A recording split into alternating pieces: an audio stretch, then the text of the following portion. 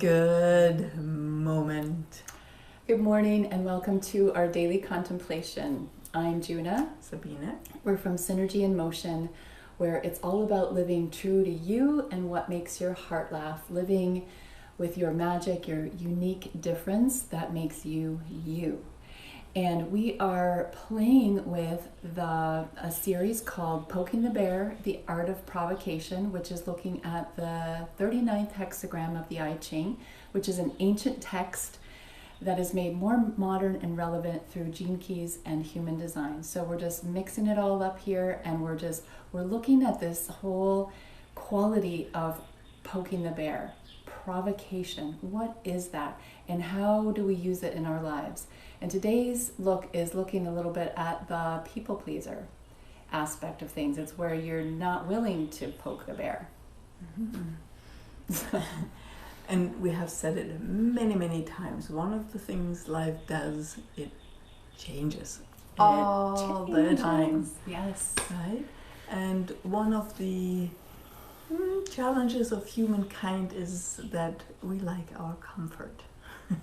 And we like to hold on to our comfort, which doesn't always allow life to change the way that it desires to change and bring forth more beauty, different beauty, diversity. So here's life flowing through us all, ever changing. And then we're here and I like my comfort. I don't really want to change, and I don't want to challenge anybody else to change. So that really doesn't allow life to flow. And what it does, it creates a tremendous pressure, because life keeps flowing against that stopping point. And what happens is, when we hold on to that, trying to please ourselves in terms of what we would like instead of what is actually true for us, or please other people to not rock their boat, right? So, and it's really, yes, these obstacles that come up, the obstacles, the conflicts that we avoid. Like, we step around the conflict, we go over the conflict, we go around it, we just pretend it's not there. Really good at that. We all are experts at that, but what it avoids is living a magical life, which is ever changing. It brings forth more things, more adventures, different kinds of aspects of living, and really creates an affluent life. And an affluent life is also always changing. And it's a dance, not just a stillness. Sometimes it includes stillness, but it's not always that unchanging dynamic. And this 39th hexagram is really, it's on the positive side, it's provoking to find the spirit in things. And sometimes life always will provoke you if you sit too long in that stew, or that whatever, that stuckness. If you sit there too long, life will come and provoke you. But it's also, you can provoke life and try to find the spirit in things. That's what this is all about. And there's a beauty in that allows us to be fully alive.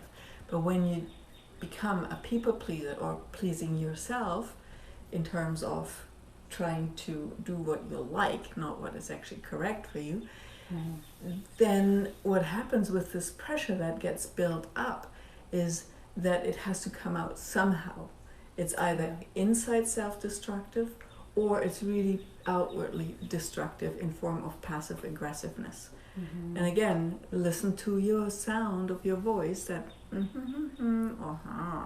right? That you can feel that energy, even the internal voice, right? When you put yourself constantly down, that's trying to hold that creative life flow back, and it's not holdable backable for very long. Yeah, So, there's just a song. I just keep thinking of this song as we were prepping this morning. It just keeps coming up, so I'm going to sing it. So it's a chorus from the 70s, I think. So, rock the boat, don't rock the boat, baby. Rock the boat, don't tip the boat over. Rock the boat, don't rock the boat, baby. Rock the boat, don't tip the boat over. That's kind of how we live our lives. Rock it, but don't rock it too much. Rock it, but don't rock it too much. Exactly. And with that perceive that energy also of the playfulness, and look at children, how they are playful with rocking the boat, not rocking the boat, right? And they have often not installed their people pleaser filter, and they are just they're speaking it as it is. They don't care if they rock the boat or not. They're not aware that they are. It just comes right out of them. And it is really about bringing that innocence back, yet also being aware of what is required. Sometimes you know you could rock the boat, but you don't, because it is not necessarily correct, right? Children don't necessarily have that awareness. So you have the gift of having that awareness and bring back that childlikeness, that innocence, the willingness to rock the boat if necessary. And don't wrap yourself into cotton and try to stay comfortable and just maybe I can change a little bit but not too much. Allow yourself to poke the bear and find out those areas in your life where you're just, okay, I'm just trying to breathe in a little longer or breathe out a little longer so that if I don't move, I don't feel my chains, kind of thing. No, move, allow yourself that joy of that friction, that conflict that creates a really beautiful dance. And you will mess up. You will, and it's cute in a 2-year-old, a 3-year-old, yeah.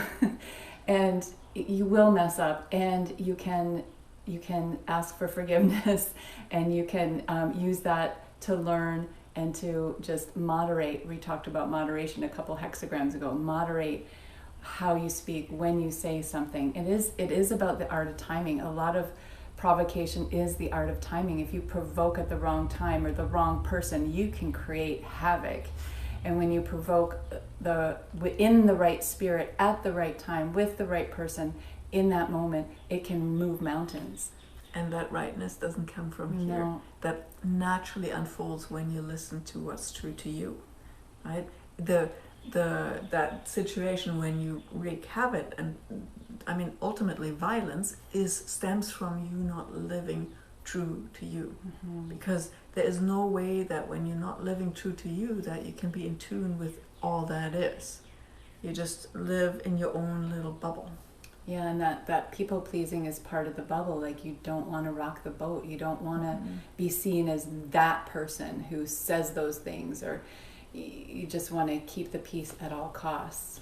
And there's actually something else about people pleasing, that there is a rightness, a righteousness. It's like, I have the right way, I know how to do it. And there's a real stuckness that really doesn't bring forth more life, and certainly not a magical life. So in your contemplation, really play with those energies. Where are you not rocking the boat because you're afraid? Or where are you rocking the boat because you're afraid that whatever is over here gets seen? I suspect that the governments are doing that right now. They're rocking the boat over here so that nobody looks over here.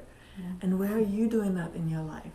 And look at it in a playful way, not like, okay, I need to find this out, but no, where am I doing this? And then play with this energy, that provocation of, okay, poking the bear, right? Being aware, waking the bear, but not pissing the bear off.